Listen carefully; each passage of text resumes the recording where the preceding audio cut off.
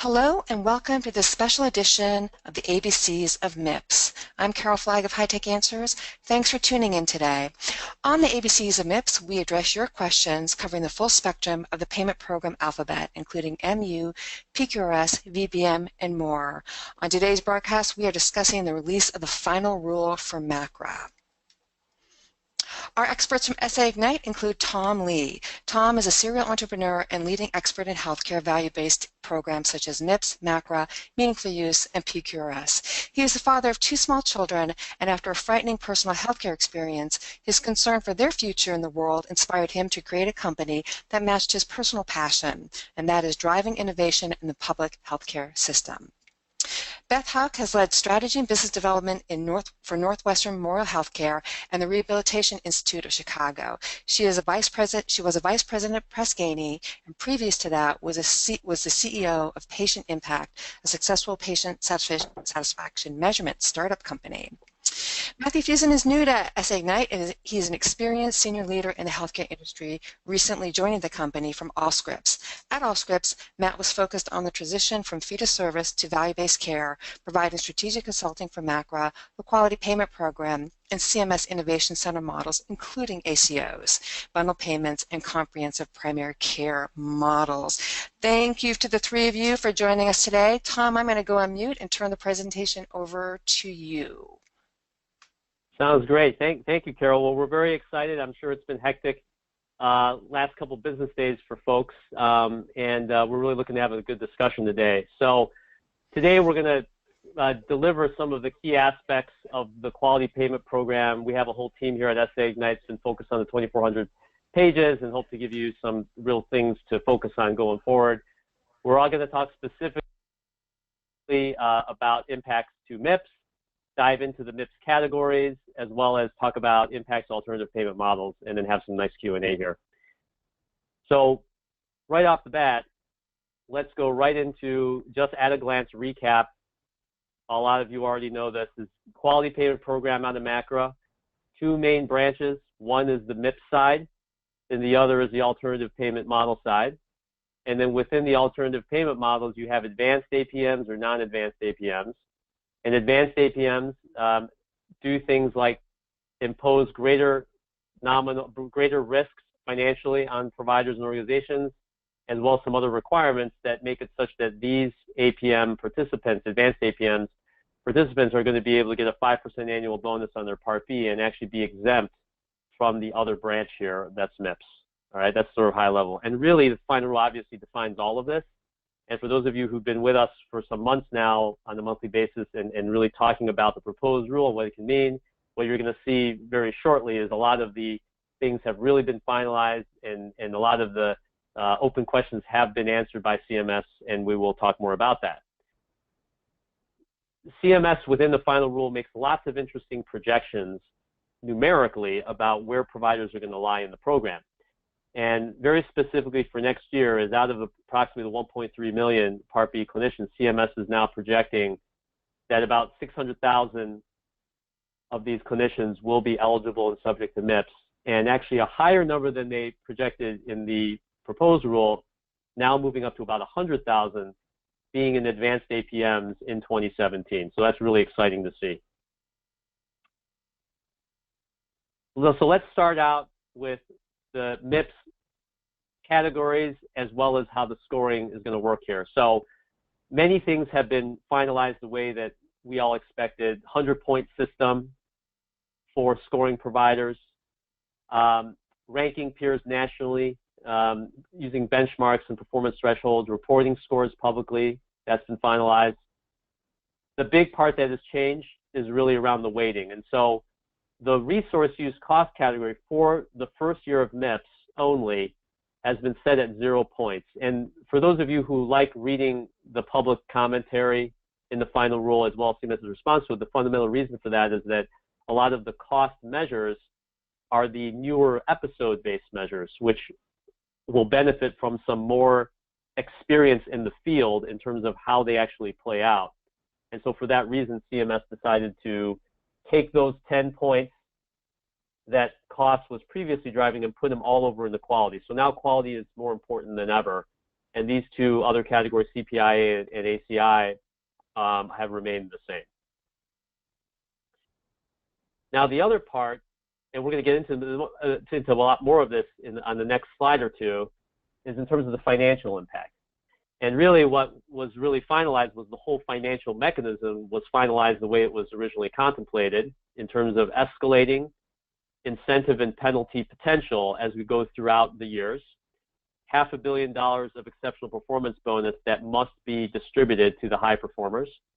And as a reminder to all of you is that on the base incentive, this is the so-called base incentive, there is this X factor multiplier that every year CMS sets that X factor to maintain budget neutrality of the program. In other words, to set equal the total number of dollars in the base incentive pool to be equal to the total number of dollars that folks are penalized who are in the penalty pool. And we'll see in a moment how that plays out in 2017.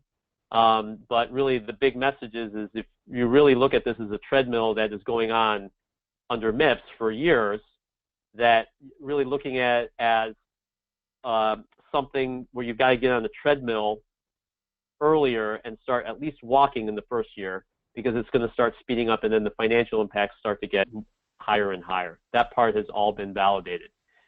Now, I want to spend a little bit more time on 2017. I think many of you have read the blog that CMS published some weeks ago in advance of the final rule around Pick Your Pace for 2017.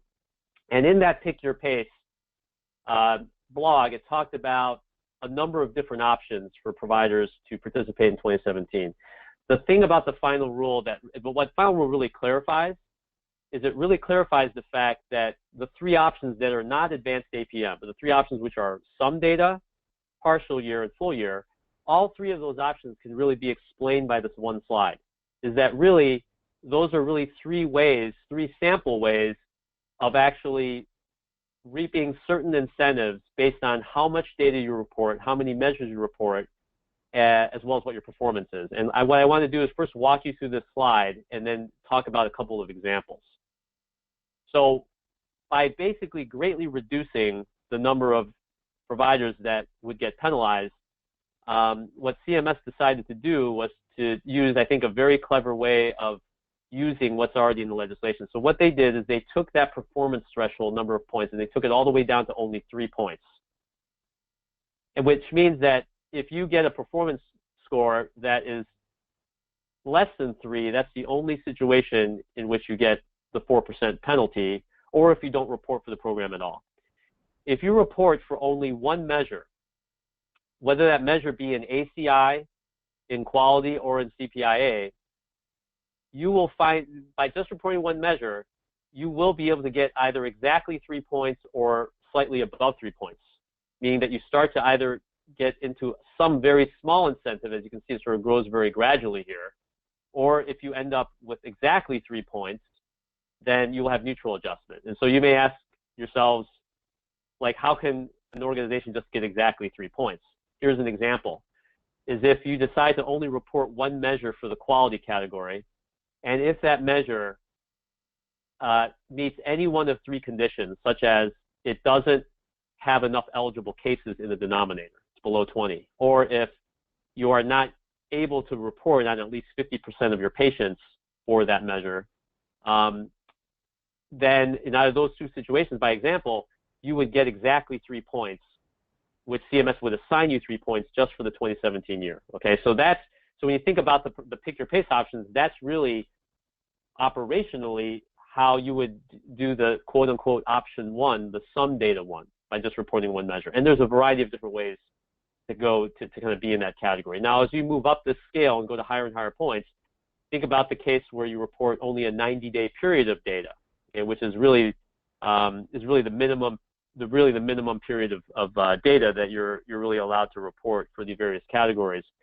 And if you report quality measures for only a 90-day period, you have a higher chance that some of those measures will not have enough eligible cases in the denominator. And so as a result of that, if you only have 90 days of data, you're not going to be able to go and achieve a higher point value for that measure because you may just be automatically assigned only 3 points by CMS for having not enough data for that measure, but you'll still get credit for the measure, all right? That's how you can really end up in the region sort of in the middle here. And then really up here, it's really all about reporting full year data when it comes down to it. And what you can see here is that the incentives, they're definitely muted and smaller relative to future years, but they're still consequential. You know, these are the types of percentages that we even saw in the PQRS program, you know, for many years that motivated many providers to do well in what was just a pay for reporting program, but this is pay for performance that's competitively rated, and also where the points are obviously published to consumers. So I think this is a slide that you may find utility in kind of helping your organizations understand, because once you understand this, you understand really all of the pick your pace options in one fell swoop. And here's actually a reference to the final rule. You can look at some estimates of these numbers, and we've done some independent analyses, and we come up with about the same numbers. All right, so in the interest of moving on here, let's go ahead and let's see. I think I might need to have the mouse back, Carol. Let's see. All right, if you can advance my slide, that'd be great. I think I lost control of the. Okay, there we go. All right, we've already talked about that. Okay, so with that, why don't I really throw it over to my colleagues here, and we'll talk about the rest of this. Go ahead. Thanks, Tom. I appreciate it. So I'm going to walk us through some of the high-level concepts and components of MIPS, and then Beth and I will take us through the specific categories and go a little bit deeper into each one. So the first thing to confirm is that everybody in the proposed rule that was slated to participate in the first 2 years is finalized in the final rule. So it's going to be physicians and mid-levels, as expected, for the first 2 years. And then as we know, year 3 plus, that expands greatly.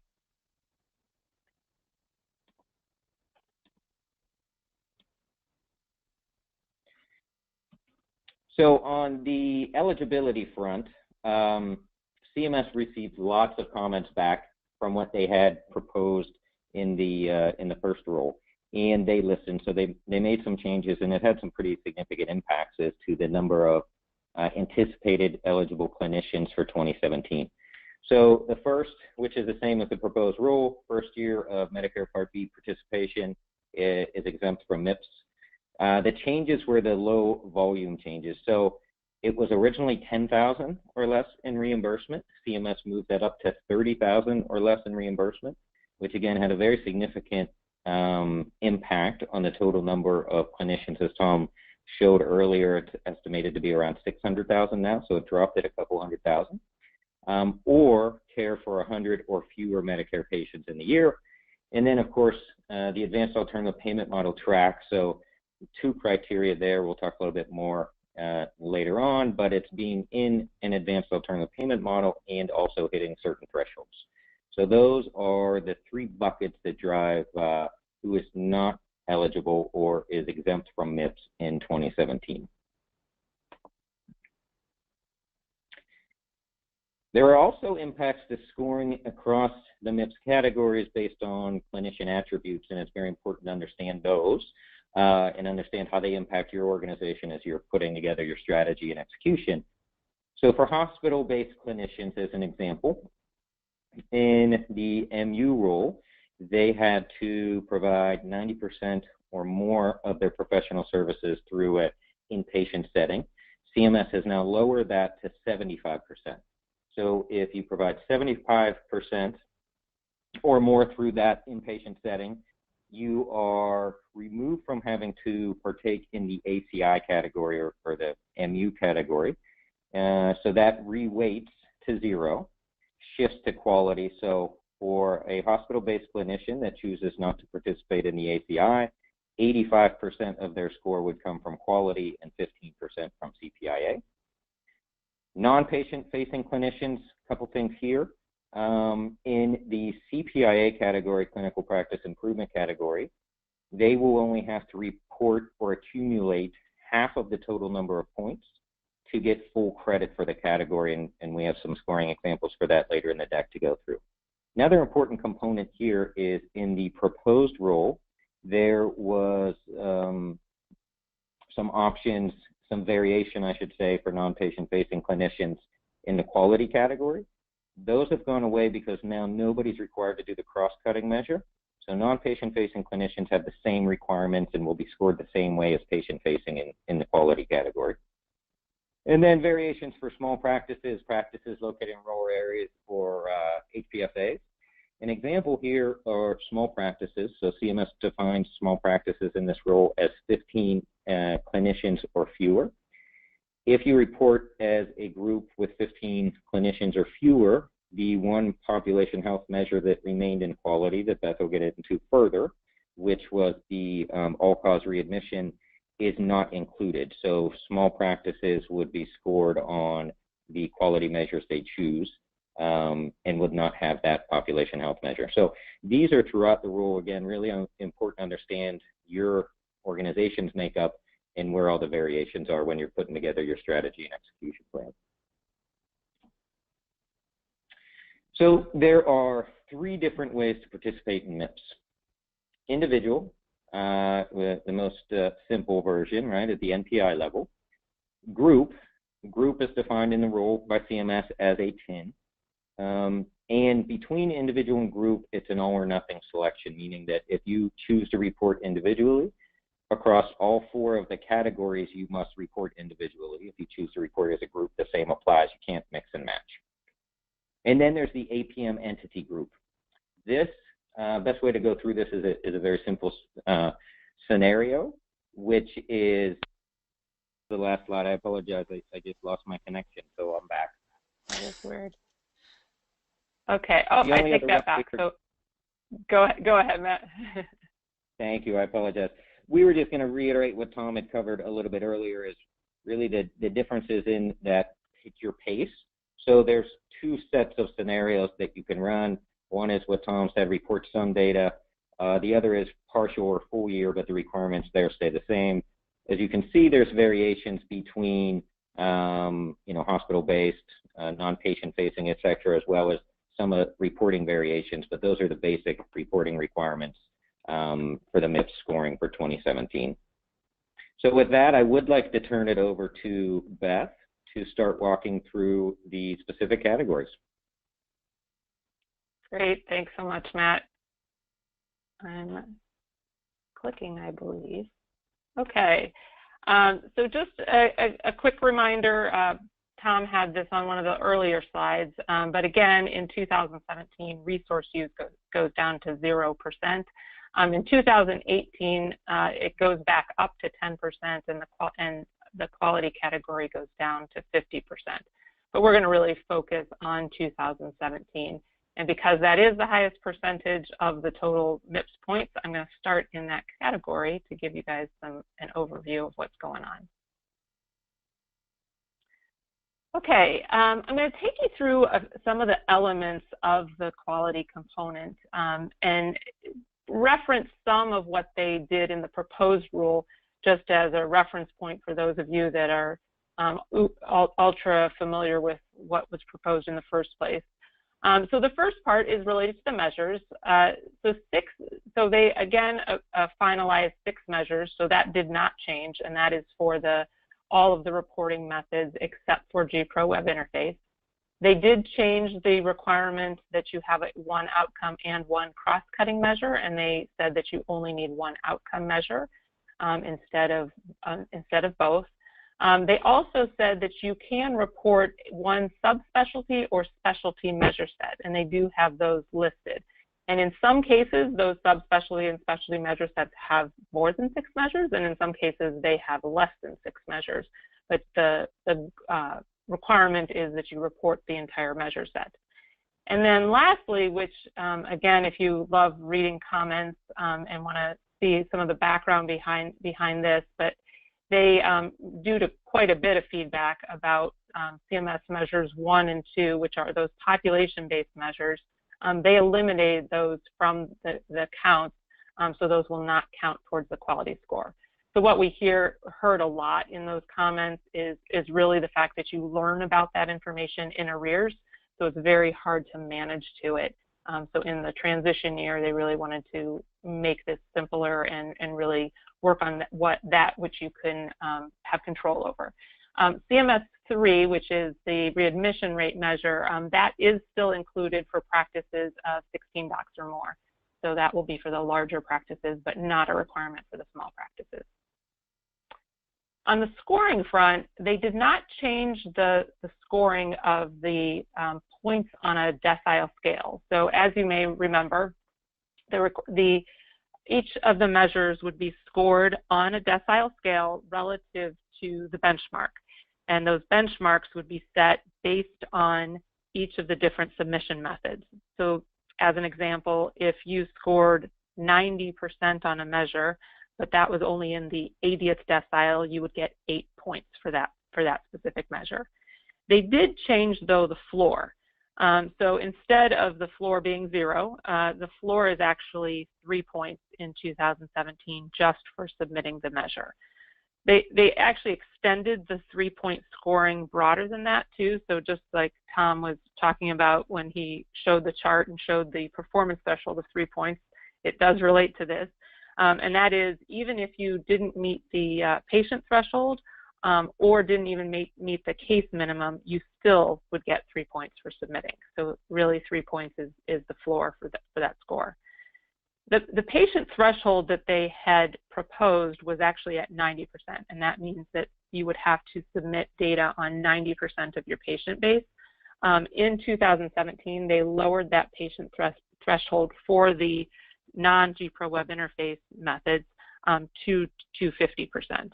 And then that patient threshold would increase to 60% in 2018. That's all payers. The only exception there is for claims reporting. It would be just the 50% of your Medicare patients. There was also the opportunity for each of the measures and for the overall category to earn bonus points.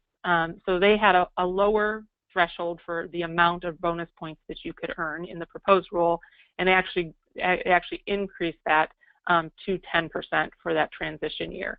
They mentioned that it will decrease over time. They didn't say specifically what would happen, but in the early years, it's capped at 10%, and that's, you get bonus points for doing high priority measures, additional outcomes measures, for doing patient satisfaction measures, et cetera.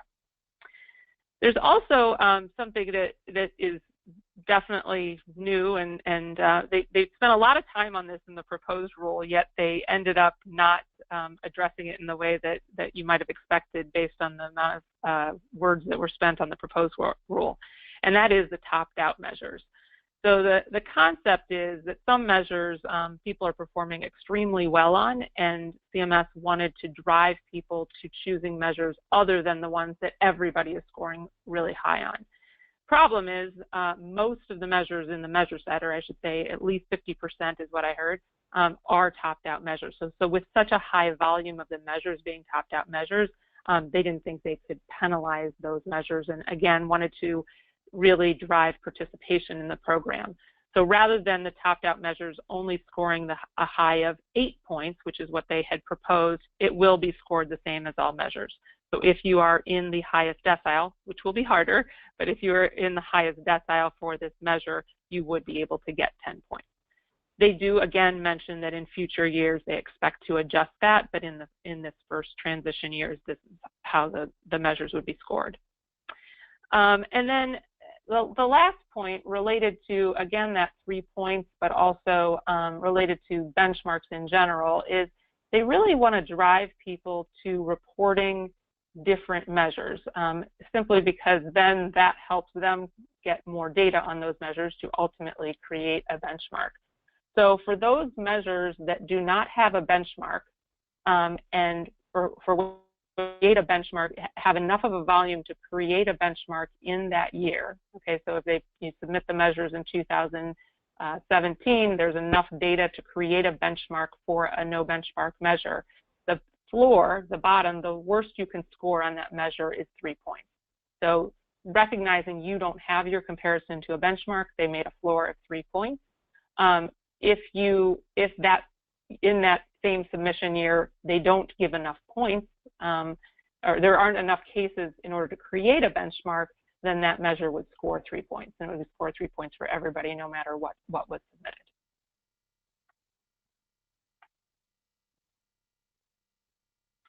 Okay, so the calculation itself basically works the same as it did before, which is a number of points that ultimately are calculated into a percentage that's applied to the maximum 60 points for that quality category. So for those practices that are submitting the 6 measures, and kind of this is an illustration of that, for those practices that are submitting the 6 measures plus the 1 CMS measure, you can score 70 points total. So each and every one of those measures will be scored on that decile scale. You'll be able to total up all of your points in total. You'll then be able to apply bonus points to those. So if it was a 70 points, you can get up to 7 points. 60 points, you can get only 6 points. If you have measures that aren't applicable to you, you may find yourself with only 3 measures that you're sending in, and therefore your denominator is actually 30 points. So that's why the bonus is actually in percentages and not in points. So you can earn up to 10% for that end-to-end electronic reporting for high priority measures, and again, caps for MIPS. So in reading the rule, one of the things that stuck out to me was the number of times they used the word "in the future." So I just kind of pulled some of the things that they've mentioned as expectations for the future, and they made it very clear that this rule will iterate, and in fact, by keeping it still open for a comment period, could potentially iterate even in the next 60 days. So a few things in the future. One is they have considered that potentially, rather than using the decile scale going forward, that maybe there's a measure of improvement instead of just relative to your peers on a decile scale. So that's one concept that was that's up for consideration. They did explicitly say that they'd like to increase the amount of outcomes measure reporting, and so they like to find a way to pull that in. They also, I think they heard loud and clear from a number of the different specialists that there's a number of measures that simply don't apply to them. So they do hope to expand the number of specialty measure sets. And then they also mention measure alignment with private payers. So they're doing all of this in order to really create a measure set that can be used more broadly than just government programs. And so they mentioned the Core Quality Measure Collaborative. If you want to search on it and learn a little bit more about what they're doing with the private payer group. I'm going to move on now to the ACI, Advancing Care Information category, or the former meaningful use. Go through a few of the same kind of components that I did with quality. So for the measures, they really took a lot of the feedback about the notion of all or nothing for that base score. So in the proposed rule, you learned that if you didn't report on any of the measures, at least a numerator of 1 in one of the measures in the base score, that you would get 0 on the entire category. And a lot of people didn't like that all or nothing approach. So they kind of met you in the middle and said, there's still an all or nothing approach here. We're going to still have that requirement that you meet a base score in order to score anything on the category itself, but we're going to greatly reduce the number of measures that are in that base score. So you'll see in the next couple slides, I'll go through them relatively quickly, but you'll see how they matched up the 2017 measures and the 2018 measures. In 2017, there are actually 4 measures, but one of the measures earns additional points, so it acts like 5 measures. And then similarly, the additional performance measures that will be evaluated and be part of the score is 8. The score actually goes up overall. So one of the things in the proposed rule, and we saw this in a lot of the collateral, was this notion that you can pick or choose what you're working on for ACI. Yet the fact that you had to meet all of those measures to even get the base score didn't feel like you were choosing. So they really expanded the number of possible points so that people could really feel like they're choosing which measures they go for. You only have to score 100 points in order to get the maximum in the advancing care information categories. For hardship exemptions or where you don't meet certain thresholds of being able to submit measures, kind of like Matt was talking about with the hospital-based providers, that will be re-rated to the quality category. They did expand the amount of bonus points that you can earn as well. So in the proposed rule, you could only earn 1 point for registry reporting beyond the immunization registry, and it was loud and clear that that was not an incentive enough to report to those other registries, and so they increased that to 5%. And then I thought this was interesting and probably the newest thing I saw in the rule, which is adding 10% bonus points for using certified technology for any of the CPIA category activities. So a good example of this would be one of the activities that you can earn points on is increasing access to your practice.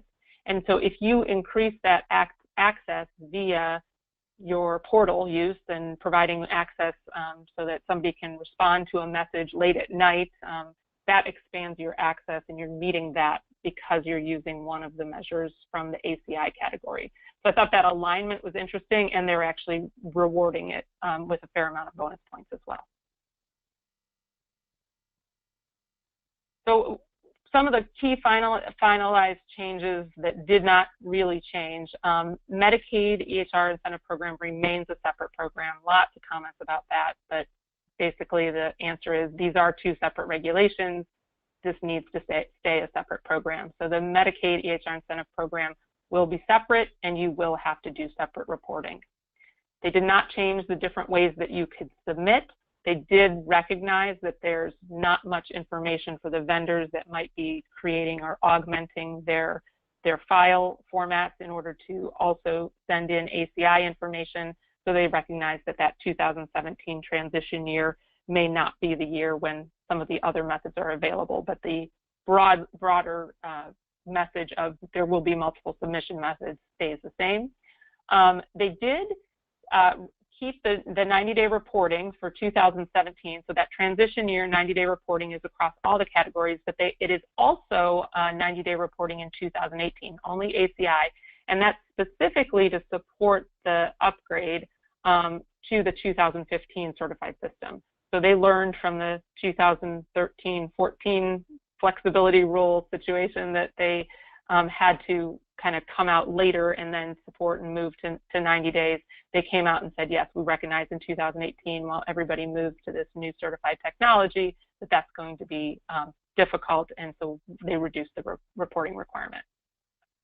And then this statement, there's the requirement of what you attest for at the time that you're attesting has significance in both auditing as well as kind of how you are supporting your requirement that you're on a certified technology. So there was a lot of discussion about what kind of statements need to be used in order to prove that you are on a certified system, and also specifically that you're helping to do you're not doing anything to block health exchange.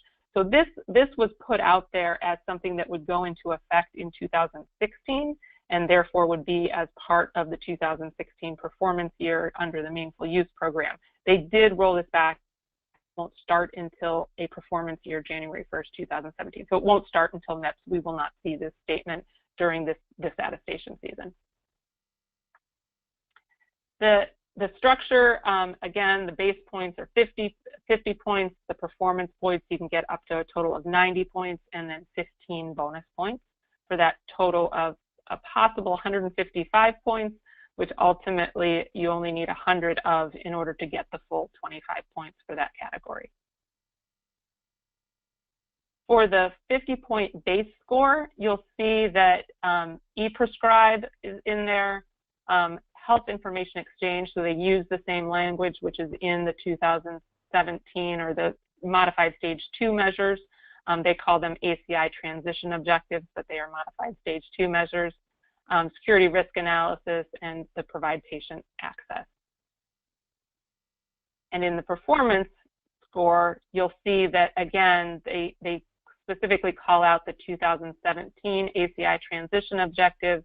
They give extra points for a couple of those measures in order to balance that out. So rather than distributing those points in order to earn 90 points, instead of distributing them across everything, they actually put additional weight on those measures that they think are the most important. So that's what they did there.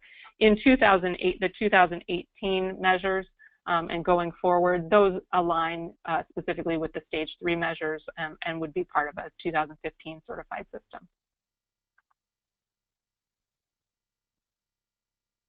So future considerations here. One of the things they also said in there is that, yes, right now the scoring is going to be based on the points. So if you get 90% on a measure, you're going to get 9 points. But going forward, they will consider some other options. So some things in the comments were around minimum thresholds, whether or not there should be any kind of benchmarking for the measures, or perhaps what should be reported is actual improvement over yourself. So how you improved over time in that continuous improvement cycle, as opposed to how you're performing against some other arbitrary benchmark. They also have said that they would like to include some measures for non-patient facing clinicians. So they recognize that there's a number of measures, most of the measures don't apply to those groups, so they would like to include some in there. And then they do give consideration for eventually reweighting the category depending on how many people are, quote, being considered meaningful users. So they could reweight the category, but in the regulation they say they will not go lower than 50 category. So with that, I'm going to turn it back over to you, Matt. Great, thank you, Beth. See if I have the slides here. And what we're going to walk through is the CPIA category once we get the slides moving forward.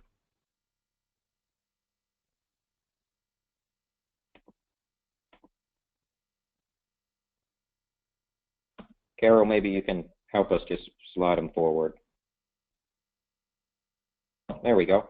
So CPIA is the new category that doesn't have a predecessor, unlike the others that Beth just talked about, and resource use was BBM based. It accounts for 15% of your score in the base MIPS scoring methodology. Next slide.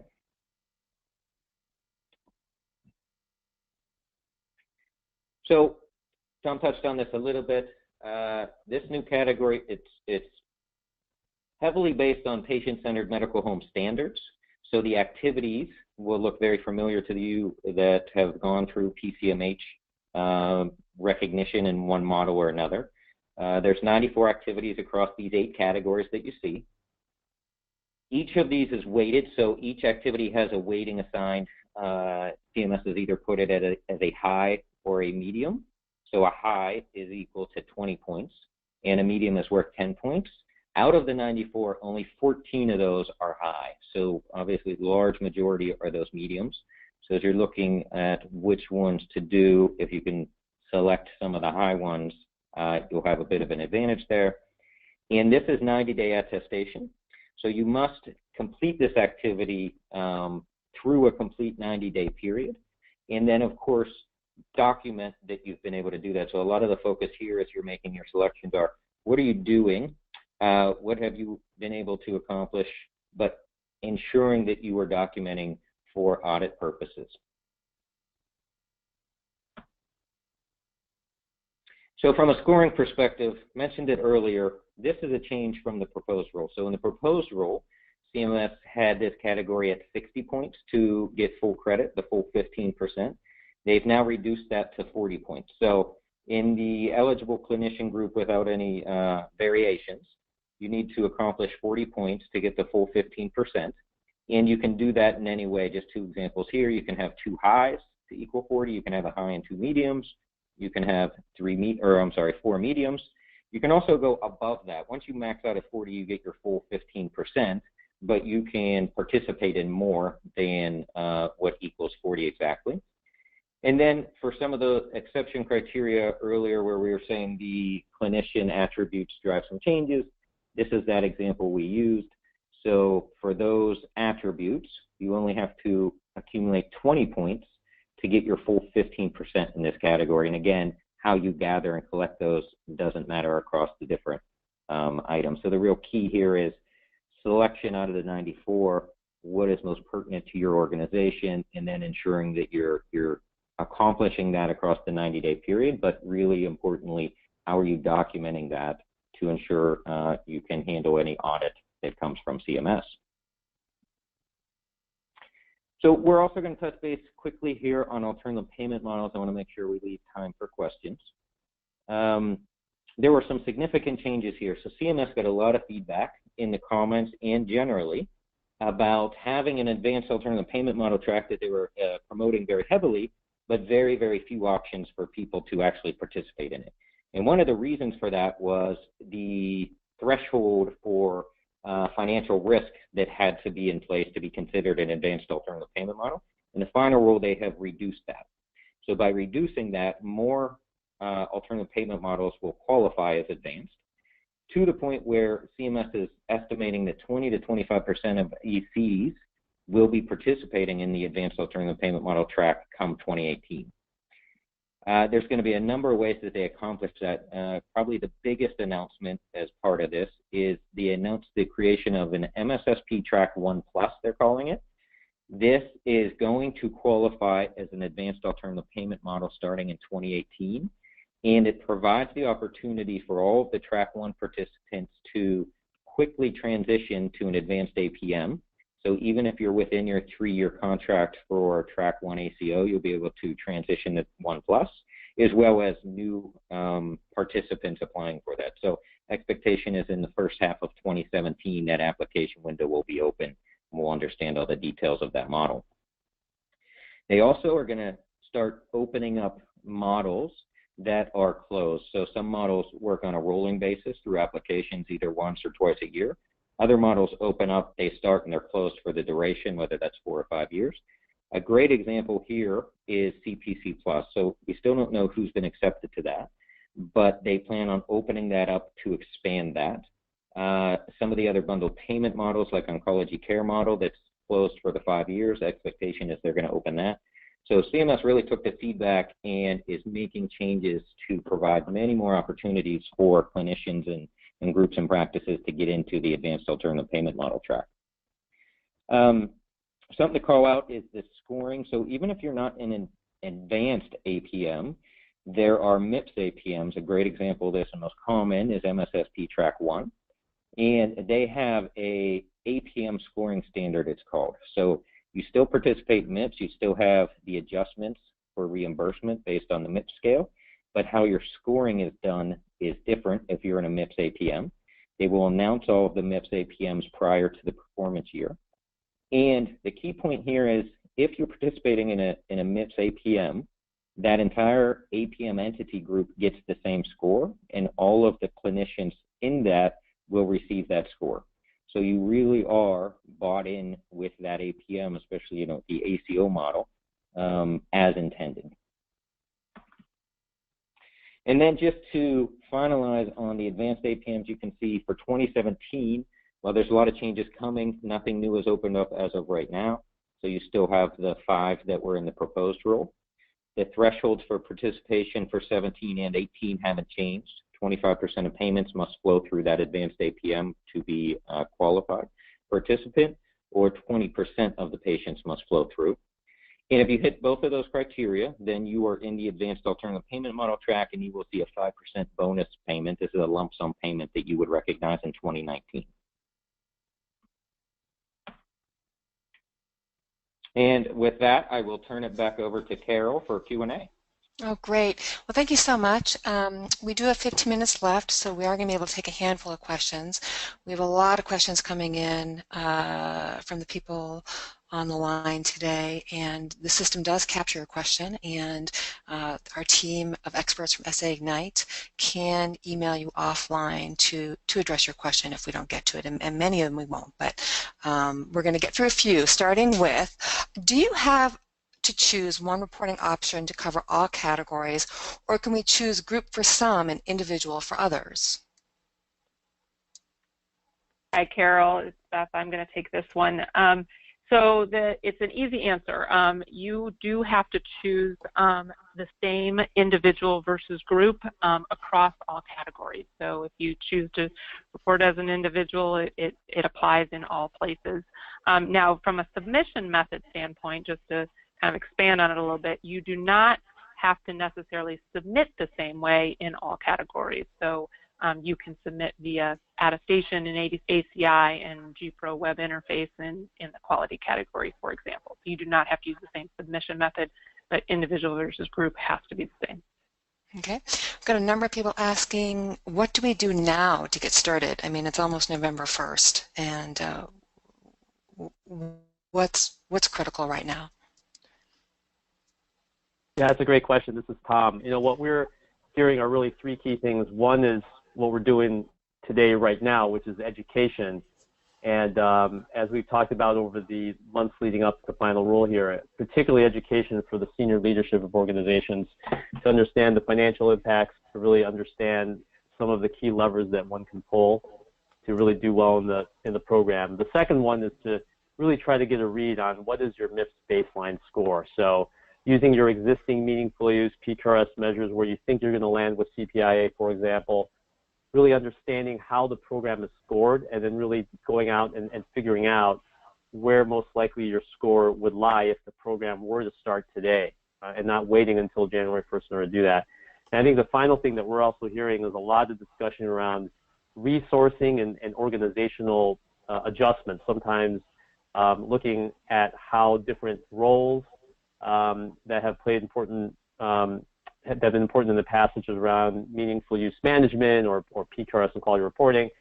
Many of those positions or roles may need to be rethought in light of what is going to be needed to properly staff to do well on MIPS. What change to the MACRA final rule will have the most significant impact on a provider's success or lack thereof in 2017? So that's a great question, and I think the way I'm going to answer this is that because the regulation is very complex, as can be garnered by the sheer size of it, 2,400 pages, right, is that the answer to that question is many-fold depending on what situation the provider is in. So, for example, if a provider is estimating their MIPS score and they're seeing that their quality score is nowhere near 60 MIPS points and they're stuck at 20, well, then there are particular parts of the quality category that will be particularly impactful to them, such as one I mentioned before, or that I mentioned before on past webinars in terms of the reporting method, registry measures group, for example, that has now been eliminated. Providers who were previously relying on that and may not have even been scoring that well now not only have to change their reporting method, but also have to worry about how to do well in the quality category using a new reporting method and potentially new measures that go along with that method. So really the simple answer is pretty much any major change in the final rule will have a significant impact for someone. You know, the key is to find out which ones are most relevant for you. And where do you guys see, you touched upon this in the PowerPoint too, where do you guys see Medicaid EPs in this since they are not MIPS eligible clinicians? Hey, Carol, this is Matt. And for the Medicaid program, that continues as is. So Medicaid MU continues. It's an independent program from MIPS, so still need to report. And if you need to and fall into the Medicaid and Medicare buckets, you'll have to do dual reporting to satisfy both programs. Right, right. And how do providers choose the 6 measures to report on? Well, not a simple answer. So it depends. You know, there's so many things that go into it. So first off, the rating is based on a decile scale related to the benchmarks for the different submission methods, which means how you perform under EHR Direct is not necessarily going to be the same points that you're going to score under registry reporting, for example.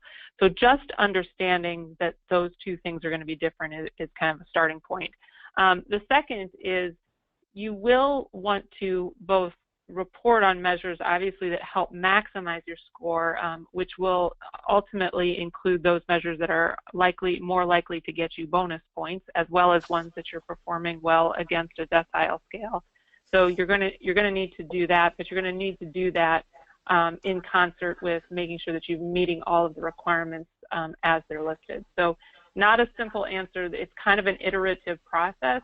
I think going into 2017, the most important thing is to know which measures you're going to be focused on and how you're going to be monitoring those measures so that you can maximize what you're doing with the measures that you're evaluating, so that ultimately when it's the end of 2017 and you're at the point where you can really pull it together and pick the best measures, you will have already done all of the performance improvement to get those scores as high as possible. Okay.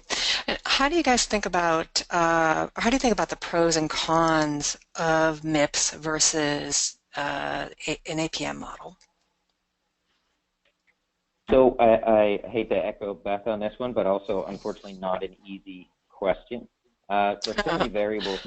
I've worked with so many organizations, so it's unique to the APM model and unique to the organization. For instance, pros and cons of joining an ACO, very, very different than pros and cons of joining Comprehensive Primary Care Plus model if it's in your area. So it very much depends on the type of APM. But then it also gets into the particulars of the organization. What's the maturity of the organization around the quality and cost components, right? What's the past performance with the previous models, PQRS, MU, value-based modifier? Do you have any experience working with value-based contracts with commercial payers? What's the IT infrastructure capabilities, the analytics that are in play? And then, again, depending on what you get into, you might start losing some control over your destiny, as we talked about a couple times throughout the presentation.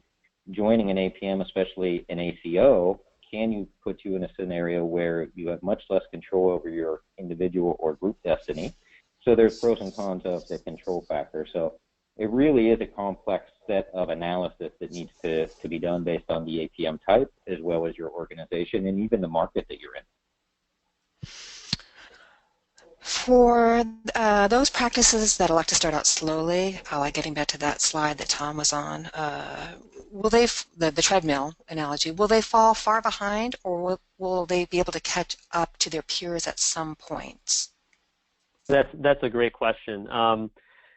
The way to visualize it really is as a treadmill, and it's accelerating. And so for a lot of small practices, I think it's definitely welcome relief, the 2017 participation flexibility. And remember that line graph I showed in terms of the points versus the payment adjustment that Carol's alluding to. But I think there's also a word of caution, is that for organizations taking advantage of the flexibility in 2017, to really not rest on their laurels for too long, because the peer competitive nature of this program is you really are compared to every other organization and provider. Every other reporting entity that's being rated is who you're competing against. And that is really the way in which CMS is going to set that performance threshold. And so in terms of whether you could potentially fall too far behind is absolutely you can fall too far behind, to the point where in January 1st of 2018, the treadmill is moving so fast, which is measured by really how high CMS sets the performance threshold, which eventually is going to be just the average performance across the whole country. And as that starts to increase, if you get too far behind that, it will be very difficult to catch up. The other part of this is, another way to potentially catch up, really regardless of organization, is to join up with another organization. Okay, and there's definitely a lot of health systems now the final rule is out in particular, that are looking at, for example, doing a group submission for MIPS, which means that they're going to get very good at getting their group to have a very high MIPS score. Then they can really go to the smaller providers in their market who may not be doing so well with MIPS and say, let's talk, because if you come and you join our entity and we're doing well with our group MIPS score, that might be a lot higher than the MIPS score that you're able to achieve as an individual. Okay, and that might be one way that the small practices, again, providers or other folks that are in that situation, not necessarily just small practices, can actually get a quick jump up on their score. Now, that has very interesting implications strategically in terms of contracting and mergers and acquisitions and things like that. We see that the MIPS question and everything around it is going to really start permeating many discussions that right now don't necessarily go right to MIPS, what the MIPS score is. It will really be something that a lot of healthcare operational folks is going to become a part of their daily lives in terms of how they think about providers. And it won't just be in the context of how much reimbursement they're going to get, next year. It's going to be strategic in nature. Time for one last question. I'll remind everybody, though, that we'll be sending out a copy of this PowerPoint and the video of today's event to you all certainly by Friday. Just a quick crystal ball question. What are your thoughts on if, when, and how MACRA might eventually impact hospitals? Oh, that's a really interesting one. Matt, would you like to take a crack at that? I can go on and on. You know me, Sure. so I'll get the first shot at that. Yeah, absolutely.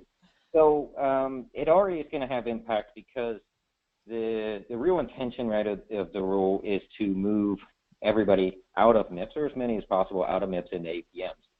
Many of the APM models have a direct relation to the hospital and acute settings, and that's only going to continue to expand. So two of the mandatory bundles that were announced recently, semi-recently by Medicare, are comprehensive care for joint replacement, which is driven out of the acute setting, and cardiac services, which is driven out of the acute setting. And both of those bundles, they're working hard to turn into advanced alternative payment models for MIPS. So the interaction is only going to continue to grow, which again is my intent of CMS to really care for the patient across the continuum. Alrighty, and so I'm going to leave it on a note for resources. First and foremost, SA Ignite has started a group on LinkedIn, Merit-Based Incentive Payment Program Group. Please go to LinkedIn. If you go to groups and search on Merit-Based Incentive, you'll certainly pull up as a place to join as we continue the conversation over there as well. Also, I know you guys have a MIPS financial calculator, I know a MACRA financial calculator. People have been asking when and if that will be updated, and I'm sure when it is, we will get that out as well. And then remind our audience that, of course, we will be having our regular ABCs of MIPS in November and December, where I'm sure we will continue to digest and look at the final rule and the requirements involved in that. I want to thank our team from SA Ignite, Tom, Beth, Matt, thank you so much, and I hope everybody enjoys the rest of their day. Thank you. Thank you. Carol.